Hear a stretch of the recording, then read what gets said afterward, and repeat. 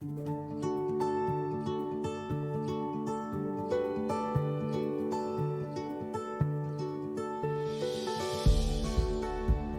la presentación. Bueno, pues paso a poner las diapositivas. Un segundito. Vale, creo que se ve bien, ¿no? Ok.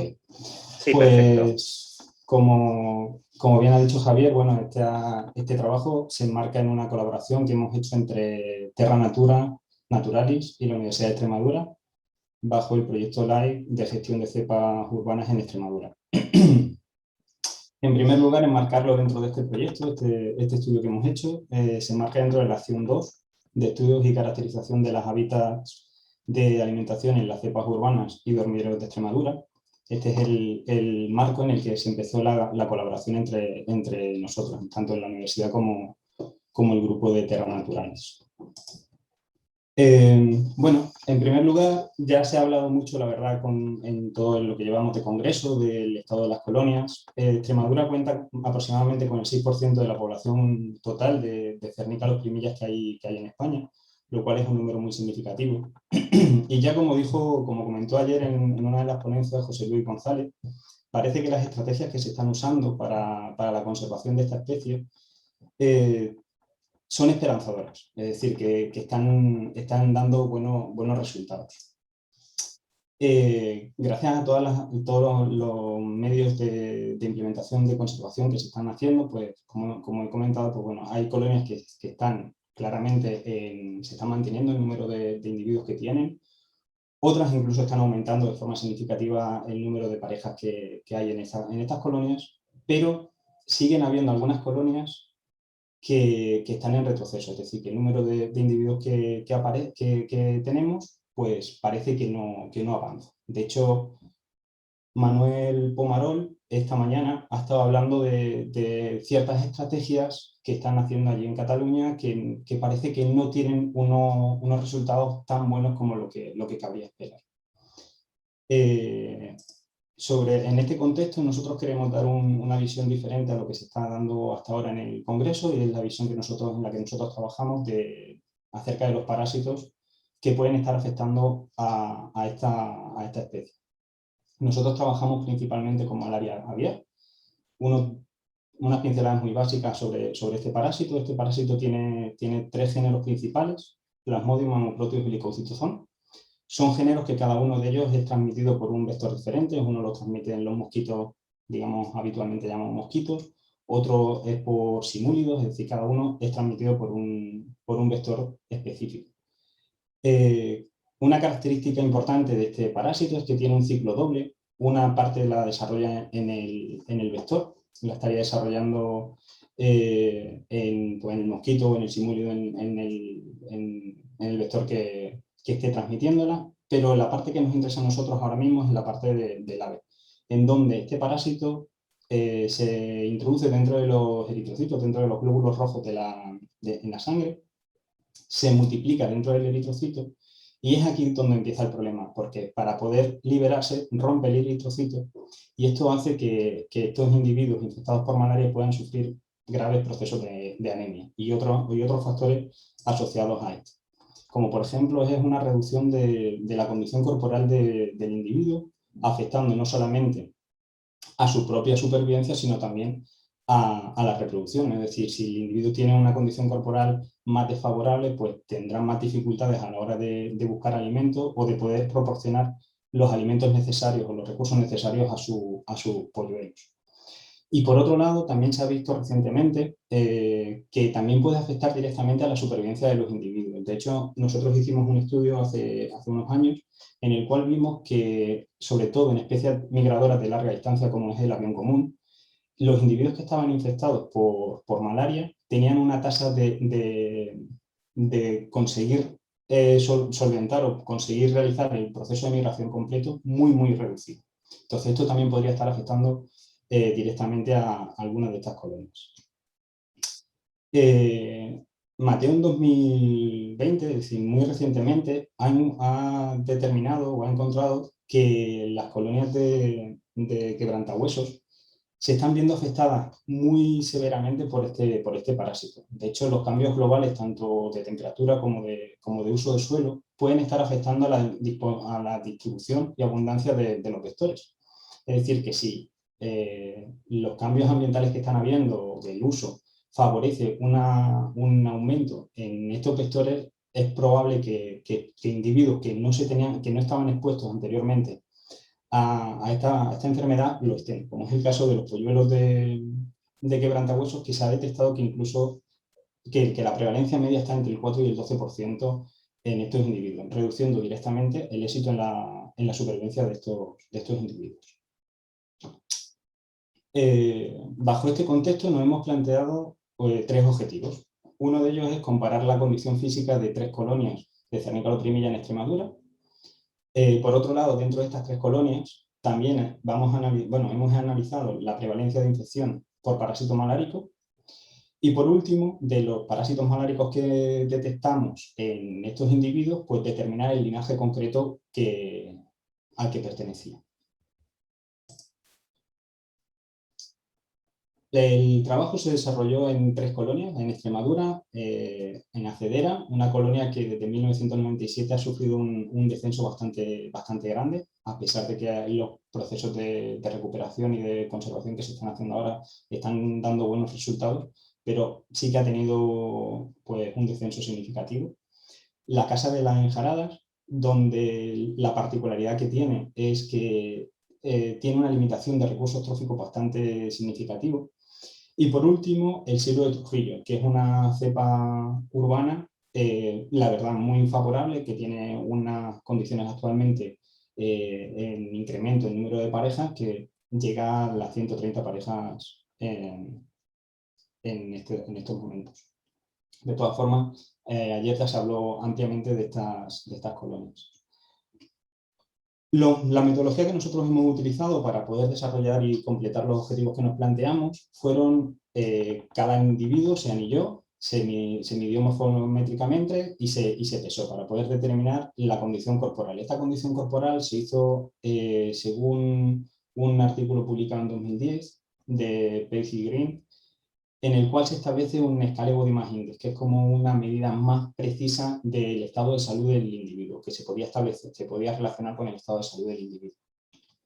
Por otro lado, también se le tomó una pequeña muestra de sangre de la vena braquial a cada individuo para poder, mediante extracción de ADN y técnicas moleculares, detectar la presencia o no de estos parásitos. También se realizaron frotes sanguíneos para poder confirmar visualmente, mediante microscopía, la presencia de los parásitos. Las muestras de sangre, una vez colectadas, se llevaron al laboratorio, se hicieron las extracciones de ADN y mediante PCR anidada, que es una técnica molecular bastante habitual, pues se amplifica la parte específica del ADN del parásito. Y luego en el gel lo que se ve pues son esas bandas un poquito más intensas que se puede ver en la imagen. Una vez detectado cuáles son las muestras positivas, se mandaron a secuenciar para poder establecer todas las cadenas de ADN del parásito y de esa manera poder identificar el linaje concreto. Bueno, en primer lugar, el primer resultado que obtuvimos es que existen diferencias significativas en cuanto a la condición corporal de los individuos, en cuanto a esa Scale Body Mass Index que se calculó. De hecho, es la enjarada, la colonia que presenta una mayor condición corporal de los individuos, tanto en machos como hembras. La ratio de machos-hembras está muy equilibrada en las 3 colonias, pero vemos como en Acedera y en Trujillo la condición corporal que tienen es prácticamente igual, mientras que la de Enjarada es mucho mayor. Estas diferencias podrían ser un poco contradictorias en un primer momento, porque hemos comentado que la colonia de la Enjarada es la que presenta unas dificultades tróficas, digamos, mayores. Pero si lo pensamos, seguramente solamente aquellos individuos que tienen una condición corporal buena, es decir, muy buena, que son capaces de afrontar esos retos, son capaces de establecerse en esas colonias y reproducirse en ellas. Por lo tanto, esto explicaría por qué estos individuos tienen esta condición particular. Esto podría ayudarnos a la hora de la conservación porque si hay que introducir individuos en colonias donde los recursos tróficos sean más limitados, podríamos tener en cuenta esto a la hora de introducir estos individuos nuevos, es decir, establecer qué condición corporal tienen los individuos que se van a incorporar y decidir, dependiendo de esto, dónde introducir cada uno de estas nuevas parejas. Por otro lado, en cuanto a los resultados de prevalencia de infección, encontramos que en Acedera la prevalencia de infección duplica la de la enjarada, pero triplica la de Trujillo. Como hemos comentado anteriormente, la colonia de la enjarada es la que presentaba, digamos, unas condiciones más desfavorables, o había presentado unas condiciones más desfavorables. Si tenemos en cuenta lo que he comentado de los efectos negativos que puede tener la malaria, esto podría estar explicando por qué, a pesar de todos los esfuerzos que se están haciendo, siguen habiendo colonias que tienen más dificultad para su conservación. Esta prevalencia de infección no solamente podría estar afectando a que individuos adultos no sean capaces de lograr realizar los viajes de migración completos, sino que si los pollos también están infectados, cosa que de momento no sabemos porque no se han podido tomar muestras de sangre de ellos, esto también podría estar explicando por qué la supervivencia de estos pollos es menor y la colonia no termina de crecer de una manera más favorable. Por último, en cuanto a los linajes de malaria encontrados, detectamos 4 linajes pertenecientes a los 3 géneros, decíamos Protoplasmodium y Leucocitozón. 3 de ellos ya se habían descrito previamente. Encontramos que uno de ellos, LK02, perteneciente a Hemoproteus, es especialista, es decir, solamente está parasitando al Cernicaloprimilla, mientras que los otros dos, LK006 y RTSR1, de Plasmodium amos 2, sí que son generalistas, es decir, pueden parasitar a muchas otras especies de aves. Lo interesante de esto es que detectamos un linaje que es la primera vez que se detecta en el Cernicaloprimilla, como es CIAE2. Este linaje es un linaje que hasta la fecha solamente se había detectado en el halcón de Leonora, por ejemplo, aquí en Europa, o en el buitre negro. Sin embargo, en África solamente se ha detectado en un martín pescador. Es decir, esto no se puede asegurar al 100%, pero muy probablemente este linaje esté infectando a los cernícalos en territorio nacional, es decir, esté infectándolos aquí. De todas formas, estos son solamente especulaciones que deberíamos poder, es decir, tendríamos que hacer más estudios para poder confirmarlo de forma cierta. Una de las formas más sencillas de identificar esto, de solucionar este problema, es analizar los pollos y detectar si vemos que estos pollos están infectados por este mismo linaje, que la infección es nacional. Por otro lado, también tenemos que tener en cuenta que este nuevo linaje es transmitido solamente por simúlidos. Esto sí que puede ser significativo, ya que el resto de los linajes que ya estaban presentes en el cernícalo eran transmitidos por otro tipo de vectores. Quizá las variaciones en el uso de suelo o de temperatura que se están produciendo actualmente puede estar favoreciendo que nuevos vectores estén en presencia de estos individuos y afectando directamente a las poblaciones. Bueno, en forma de resumen o conclusión, simplemente decir que las diferencias encontradas en las condiciones corporales entre las colonias podría ayudar a las estrategias de conservación haciéndolas de una forma más específica, como he comentado anteriormente, que una mayor prevalencia de infección en Acedera podría estar reduciendo el éxito en la reproducción, con lo que las estrategias que se están siguiendo quizá no se obtenga el resultado esperado y quizá habría que implementar alguna estrategia diferente. Y por último, que la detección de nuevos parásitos pone de manifiesto que los cambios ambientales están exponiendo a los Cernicalosprimilla y a muchas otras especies a nuevos retos, a los cuales, debido a la velocidad en la que se producen estos cambios, sobre todo el uso de suelo, los animales no tienen tiempo de adaptarse, por lo que hay que intentar buscar estrategias que solventen en alguna medida esto. Muchas gracias por la atención. Pues muchísimas gracias, Sergio. Muchas gracias. Preguntan precisamente por la colonia de Acedera, que está rodeada de regadíos regadíos, arrozales en concreto, que con grandes poblaciones de mosquitos, y que si eso tiene relación con la prevalencia de la malaria. Directamente, es decir, la malaria se transmite a través de mosquitos, como he comentado. Zonas de regadíos, por ejemplo, en las que hay agua prácticamente permanentemente durante toda la época de verano, que es cuando digamos, la producción de mosquitos es mucho más elevada.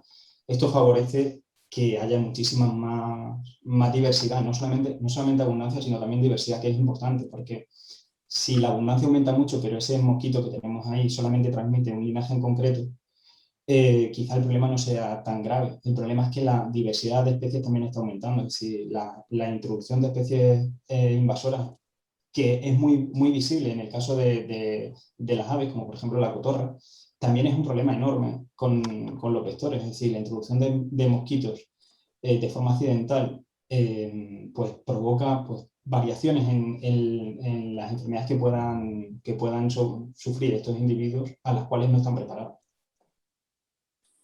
Vale. Otra pregunta es si habéis tenido en cuenta en el análisis que Enjarada es una colonia rural y Trujillo y Acedera son urbanas.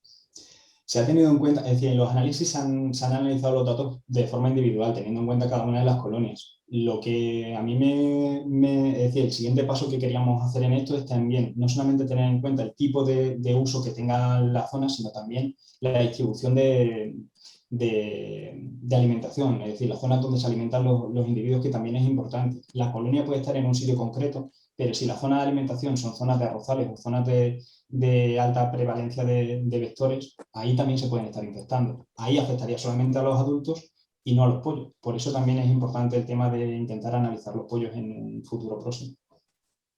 Vale. Otra más es sobre el Leptoparasitus camus hemapterus, común en los pollos de primilla y que también les chupan sangre, que sí pueden pasar también otras enfermedades como el mosquito. Pueden pasar otras enfermedades. En el caso de la malaria, no. Es decir, todos aquellas, por ejemplo, las garrapatas también pasan otro tipo de enfermedades. Es decir, lo que pasa es que son específicas. En nuestro caso, nosotros nos hemos especializado en malaria y en virus del Nilo, pero el tema de estos que me comentas específicamente lo desconozco, la verdad. Vale. ¿Y qué otros vectores se consideran? Pues vectores, es decir, tenemos todo lo que son los culex, es decir, la familia de los culex de culisetas y de aedes son las principales vectores. Pero, como ya he dicho, en este caso, por ejemplo, los simúlidos están muy relacionados con las zonas también agrarias, es decir, son vectores que suelen estar relacionadas con el ganado, digamos, vacas, ovejas, caballos. Entonces, un incremento de este tipo de zonas en las zonas donde están las crías también puede estar afectando. De acuerdo, pues nada más, muchas gracias. Muchas gracias. Muchísimas gracias. Muchísimas gracias, Sergio, por tus aportaciones, por vuestras aportaciones. Y como hemos dicho, no ha podido estar Alfonso Marzal también en la ponencia.